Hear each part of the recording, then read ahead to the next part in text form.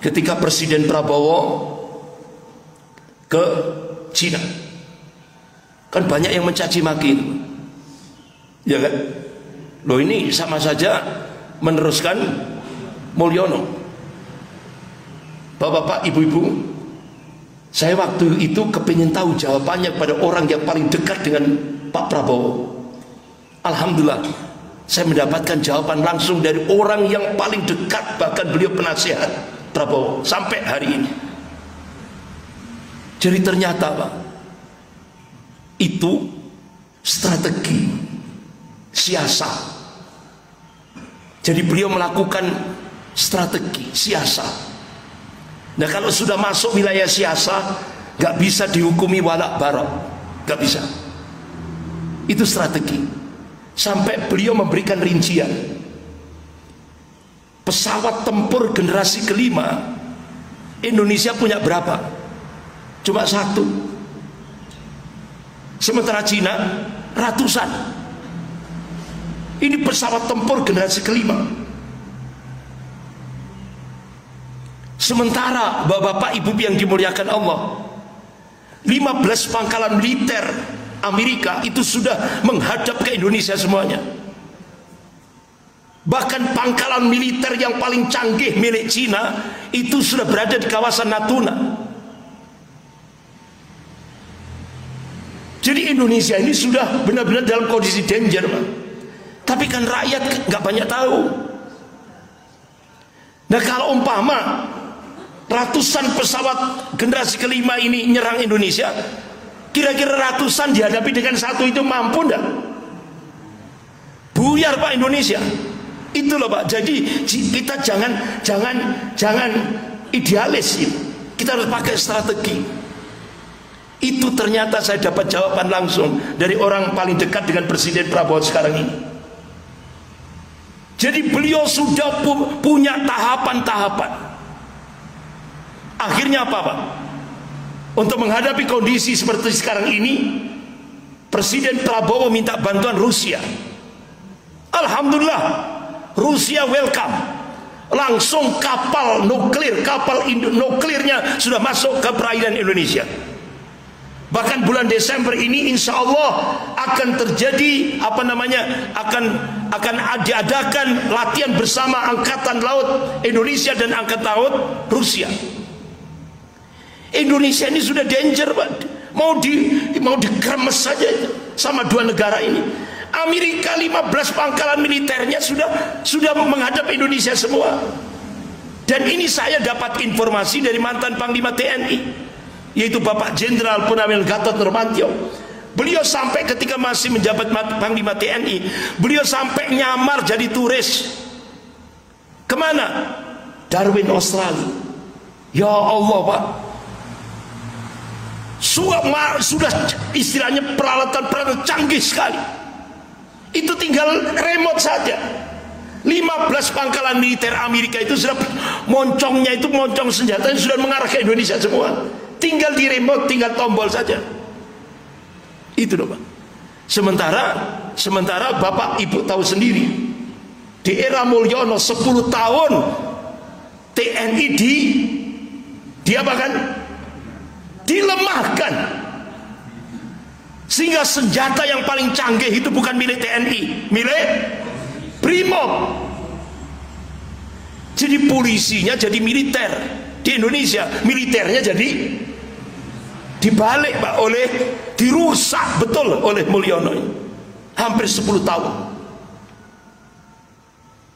Sehingga bapak-bapak ibu yang dimuliakan Allah, insya Allah beliau fokus pada kesejahteraan rakyat ini. Makanya beliau minta kepada seluruh Menteri Panglima TNI Kapolri penghematan untuk kesejahteraan rakyat ini. Bapak-bapak ibu-ibu yang dimuliakan Allah, bahkan sampai ini sebenarnya masalah rahasia gitu. Rahasia kok disampaikan ya. Jadi sempat itu penasihatnya ini, gimana kalau Pak Wiranto, ya kan? Gimana kalau Pak Wiranto bisa dimasukkan di bisa masuk apa enggak? Nah ini penasehatnya ini ngomong ya nggak bisa, gitu ya. Apa Pak? Jadi ternyata Prabowo ini keislamannya itu dididik oleh neneknya, Makanya Bapak, adab itu benar-benar dimasukkan oleh neneknya. Ibunya Kristiani, ya kan? Ibunya Kristen. Tapi neneknya yang benar punya pengaruh besar untuk bagaimana kesaksiannya. Jadi sampai jangan dendam, jangan mencaci maki, ya kan? Empati terhadap orang-orang yang lemah, ya kan? Persaudaraan sesama Muslim itu benar-benar dibangun oleh neneknya. Makanya ketika penasehatnya ini memberikan info, jangan Pak Wiranto jangan dimasukkan. Apa jawaban Pak Prabowo? Nah karena yang memfitnah Pak Prabowo itu kan ini kadernya Jenderal LB Murdani, ya kan? Jadi memfitnahnya itu langsung ke elit Pak, yaitu Pak Harto. Nggak tahunya di samping Pak Harto itu ada siapa? Ada putranya Pak Prabowo. Karena putranya Pak Prabowo itu kan cucu yang paling dicintai oleh Pak Harto. Jadi langsung mendengar langsung Pak itu Pak. Papi difitnah di depan Mbah. Jadi Bapak Ibu yang dimuliakan Allah, apa jawaban Pak Prabowo? Fitnahnya itu urusan dengan Allah. Tapi Pak Wiranto itu Muslim, sesama Muslim saya harus bersaudara. Sehingga akhirnya Pak Wiranto dirangkul, betul kan? Padahal yang mencopot pangkatnya siapa?